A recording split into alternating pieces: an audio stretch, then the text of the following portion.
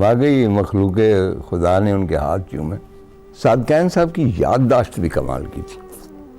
मैंने तो एक शेर ये मीर का पढ़ना था, वो लिख के लाया कि कहीं गलत ना हो जाए।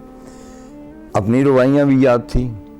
इकबाल उनको मुसव्वर किया, गालिब को बाकमाल मुसव्वर किया, नज़ीर अकबराबादी का बहुत सा कलाम, और इसके अलावा मुतफरक जो शायर उनके वो कोट करते रहते। एक जो चीज़ जो मैंने नोट की, वो बहुत कम लोगों ने उसके बारे में शायद ध्यान नहीं दिया या उसके बारे में बताया नहीं या वटेवर, कि कभी कभी मैं देखता था कि वो बिल्कुल एक संजीदा मूड में, पेंसिल मूड जो होता है उसमें चले जाते थे, कोने में बैठे हुए, और मैं जानता था कि ये कहीं और पहुँचे हुए हैं, तो मैं उनको डिस्टर्ब नहीं करता।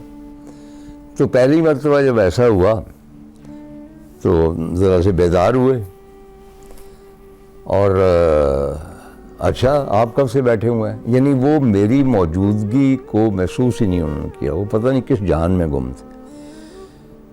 तो मैंने वैसे ही पूछा, मैंने कहा सादकैन साहब हो क्या रहा था, कहाँ थे? कहने का भाई हमारा अल्लाह ताला से तारुफ हो चुका है, हमने बंदों को क्या करना।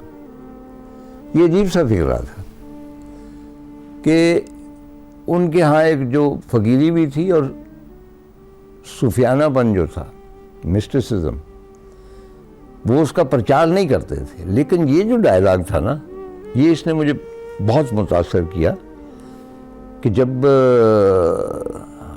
अल्लाह ताला से तारुफ हो जाए तो फिर बंदे को किसी और इंसान की ज़रूरत ही बाकी नहीं रहती।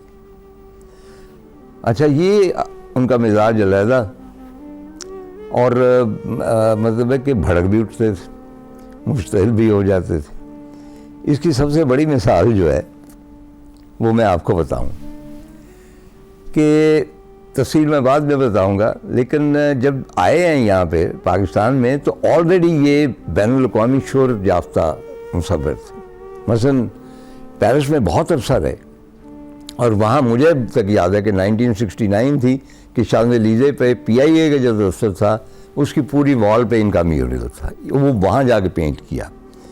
अच्छा, और इनकी वहाँ पे नुमाइशें हुई और नुमाइशों को बहुत सराहा गया, बल्कि इनके बारे में कहा गया कि ये पाकिस्तान के वाहिद मुसव्विर हैं जो मगरबी जो है मौसीकी कह रहा हूँ, मुसव्वरी, उसका इन पे असर नहीं है, क्योंकि बेशतर हमारे मुसव्विर जो है वो नक्काली कह लें या जो भी, वो मगरब की करते हैं कि वहाँ ये पेंट हो रहा है, इस पैटर्न पे हो रहा है, ये फलां मूवमेंट चल रही। लेकिन उनका ये कहना था कि सादकैन उससे मुतासर नहीं हुए। उन्होंने अपना एक अंदाज़ निकाला है जो सरासर पाकिस्तान का है, ख़ासतौर पे कैक्टस का जो है हवाला, और फिर ख़त्ताती का हवाला। एक और अखबार ने उनके बारे में लिखा, लॉमॉन, बहुत फेमस अखबार है, फ्रांस का सबसे बड़ा अखबार है।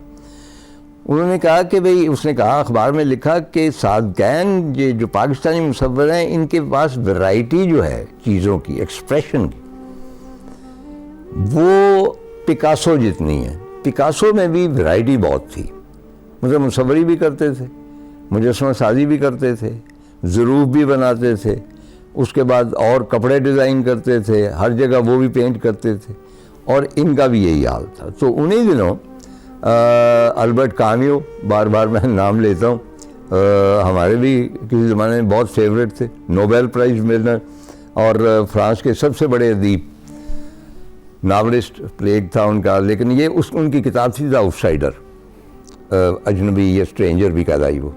अच्छा, तो उसका उर्दू में तर्जमा हो चुका है।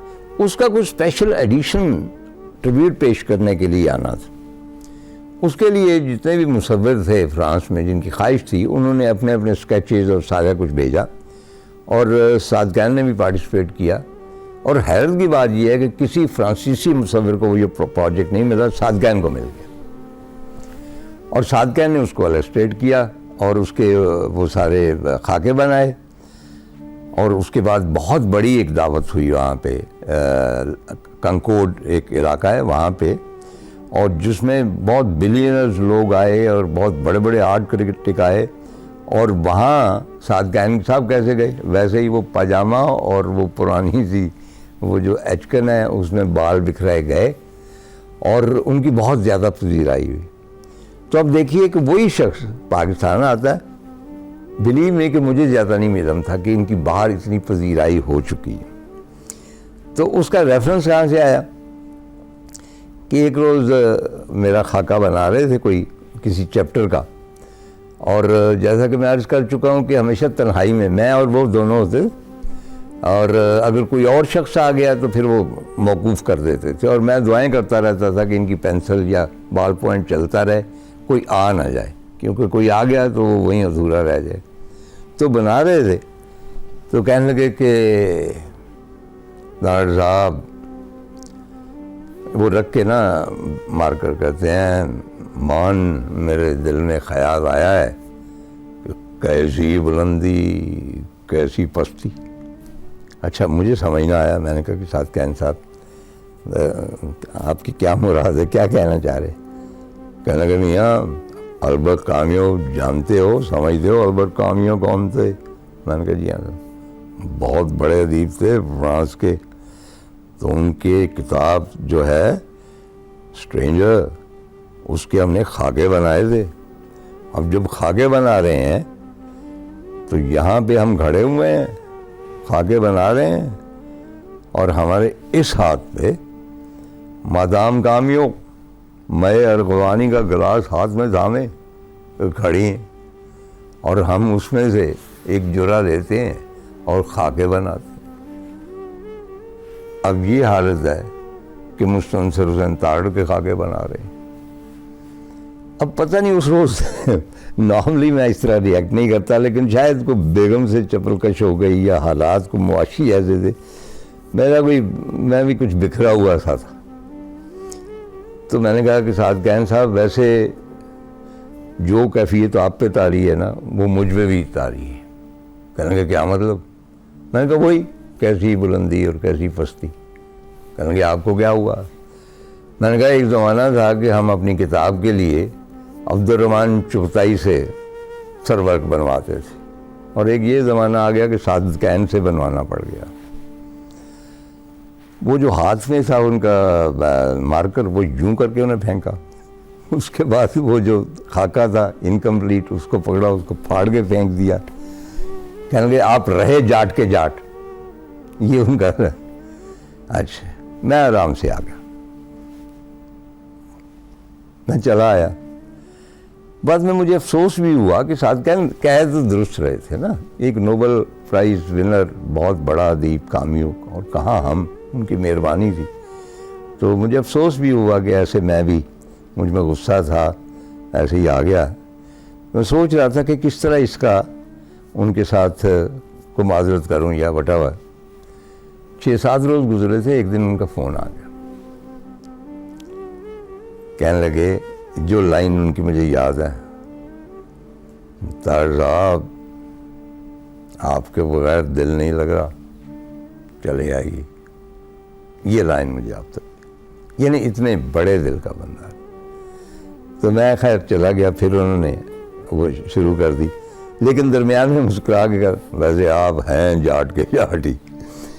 तो एक दफ़ा और, मतलब जिस तरह हज़रत अली कलम जाबर जो ने फरमाया ना कि भाई जिस शख्स की जितनी शोहरत होती है उसके हासदीन की तादाद भी उसी हिसाब से होती है, और सिर्फ कब्र की मिट्टी का कोई हासिल नहीं होता, क्योंकि वो मुर्दा होता। तो जाहिर है कि हासदीन महदूद चंद ही सही, लेकिन हमारे हिस्से में भी आए। तो उन ज़मानों में कोई एक उन्होंने बहुत किया सिलसिला कि ये तारड़ को लोग बहुत पसंद करते हैं, ख़ास तौर पे कर्नल मोहम्मद ख़ान, शफीक रहमान, मोहम्मद खालिद अख्तर, सरवरज खेरा, सादकैन। तो इन्होंने एक ख़ास, जिसको कहते हैं ना, मज़मूम साजिश की, तो मेरे ख़िलाफ़ भड़काया इन लोगों को, और ज़ाहिर है वो सारा कुछ झूठ पे मबनी था। उनमें सादकैन भी शामिल। अच्छा, मुझे इसका इल्म नहीं। एक रोज़ मैं गया हूँ तो उनका मूड अच्छा नहीं, तो खैर हम बैठा रहा। तो मैंने कहा कि जी आज कोई खाका वगैरह, क्योंकि 22-24 खाके बनाए। कहने लगे कि वो खाके जो आपको बना के दिए हैं, आपको पता है कि बेगम अख्तर रियाजुद्दीन को सिर्फ 4 खाके मैंने बना के दिए, आपके 18 हो गए, जो बहुत ज़्यादा हो गए। मैंने कहा जी आपने खुद ही फरमाया था कि मैं पूरी किताब मुसव्वर करूँ, और मैंने ये भी कहा था कि ये खाके पब्लिक प्रॉपर्टी होंगे, सबके होंगे, आपके नहीं होंगे। अच्छा, मुझे अजीब सा लगा उनका ये एटीट्यूड। मैंने कहा जी जिस तरह हुक्म करें। कहने के मेरे खाके वापस कर।